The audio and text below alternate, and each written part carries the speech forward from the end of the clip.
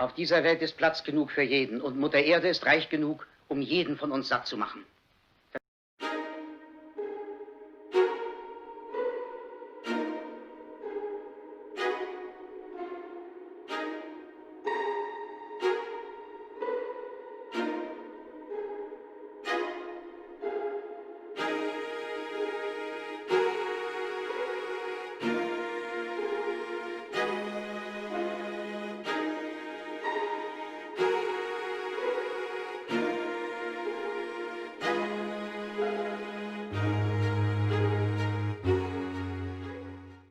Während der Dürrekatastrophe in der Sahelzone Anfang der 70er Jahre sind 6 Millionen Menschen vom Hungertod bedroht. Die Welt bekommt von dem Drama zunächst nichts mit. Im August 1973 appelliert die UN an alle zu helfen und das Welternährungsprogramm WFP schickt Flugzeuge mit Nahrungspaketen los. Die Hilfe läuft an. Von überall her kommen Spenden und Nahrungsmittel. Das WFP koordiniert 12 Jahre nach seiner Gründung das bis dahin größte weltweite Hilfsprojekt. Millionen Menschen können gerettet werden, aber 500.000 sterben. Von nun an geht es darum, nicht nur akut zu helfen, sondern Katastrophen dieses Ausmaßes von vornherein zu verhindern. Heute gilt das WFP als wichtigstes Programm der Vereinten Nationen im Kampf gegen den Welthunger. Es versorgt fast 100 Millionen Menschen in 80 Ländern.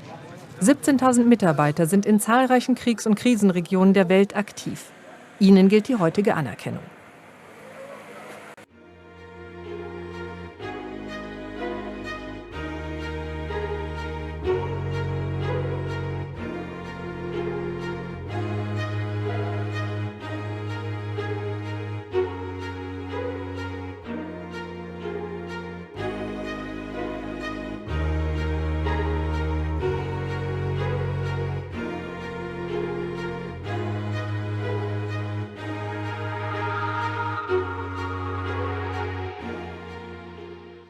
Von 2000 bis 2015 sank der Anteil der Hungernden an der Weltbevölkerung von etwa 15 auf 11%. Inzwischen steigt die Zahl wieder.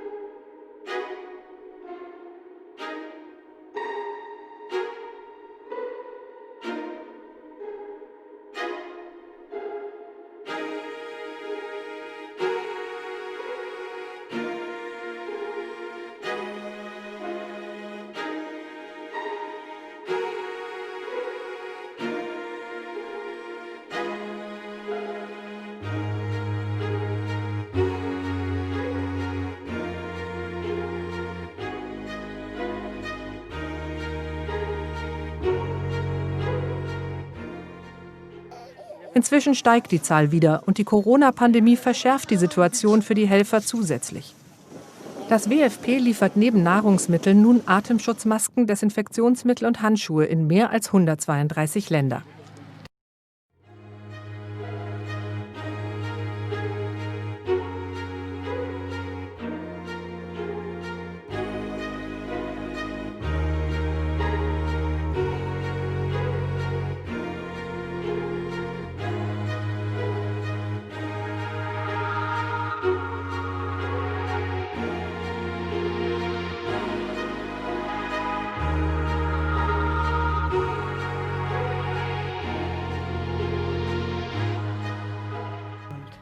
The reasons for persistence of hunger are several. They're poverty, inequality, conflict, war, extreme events like floods and droughts. All of these are aggravated by climate change. Climate change is actually a stress multiplier in the current situation. Climate change impacts all dimensions of the food system, so production, transport, processing, but also the nutritive quality of the food that we consume. Climate change and the responses to it, so adaptation and mitigation, also have strong interfaces with hunger. Global warming for bioenergy and carbon capture and climate policy. Climate change, of climate change. The changing climate are highly sensitive to small changes in the climate. To adapt to the changing climate change on food security.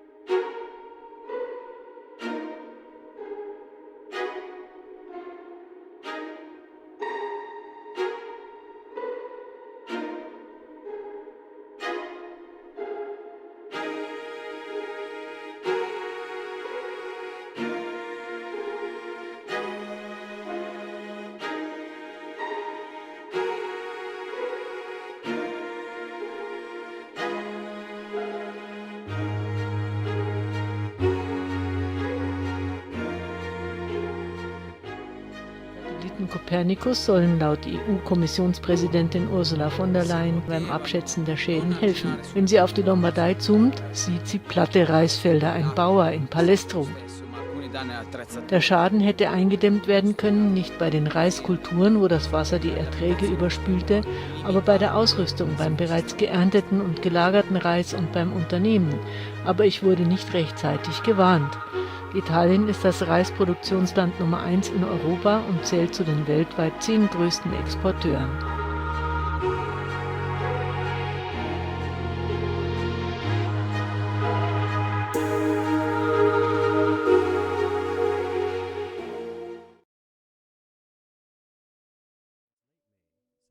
Has been experiencing heavy rainfall, with floods occurring in more than 20 provinces. According to China's official statistics, as of July 12th, a total of 27 provinces, municipalities, and autonomous regions were affected by the disaster, with an area of 8.8 million acres of crops affected, including production of major grain crops such as rice, wheat, and corn. In the first half of this year, hailstorms, forest fires, earthquakes, droughts, freezing temperatures, and snowstorms have caused 15.24 million acres of damages to crops, making it as much as 9% of China's total harvest area.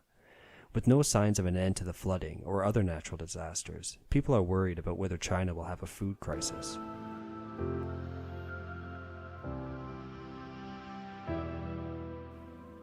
While southern China is suffering from floods, western China has experienced a drought. According to the Chinese state media, China News, since mid-June, some parts of Xinjiang have suffered from low rainfall and dry weather.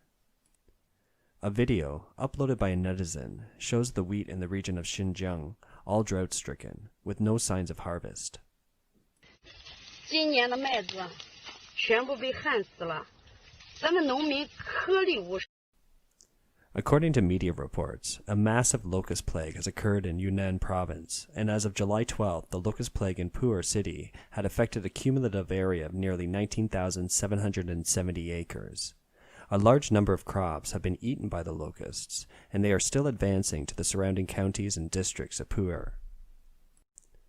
In order to ensure the supply of food rations in years of famine, the Chinese government has built many food reserves.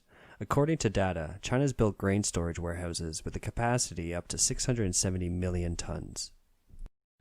So, can Chinese citizens then use the food reserves to survive a possible famine? Let's take a look at the actual situation. On July 11th, netizens released a video showing a silo storing corn in Jiaodong City, Heilongjiang Province. However, they are all soaked grain, rotten with a nasty odor, and have sand and dirt mixed in, which could never even be used as fodder. It is interesting to note that over the past many years, every time the Chinese State Council has issued a notice to inventory the nation's silos, silos across the country have caught fire one after another. For example, Guizhou Province's Duyun City Reserve Silo and a grain oil company in Shanghai caught fire on July 1st and the 3rd, respectively.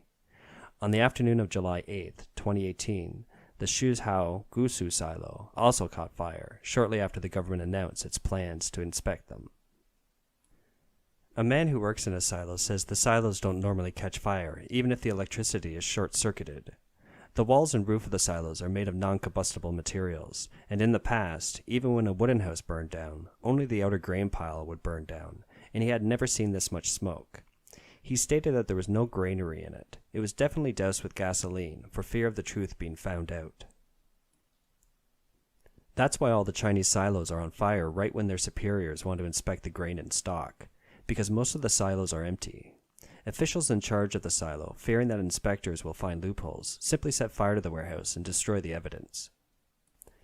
At a time when many people are worried about China's grain, the official media reported that this summer's national grain harvest reached 142.8 million tons. However, many people did not find this information credible because the state media is known for fabricating the news. Even though the CCP claims they can conquer any difficulties and the economy seems to have improved, many people are still living in extreme poverty. China has one of the world's widest wealth gaps, with income distribution flowing steadily into government officials' pockets in the state. China's Premier, Li Keqiang, stated in this year's Two Sessions meeting that China has 600 million people living on a monthly income of 1,000 won, or 140 USD. If a food crisis really occurs in China, it is still the average Chinese citizen who will suffer.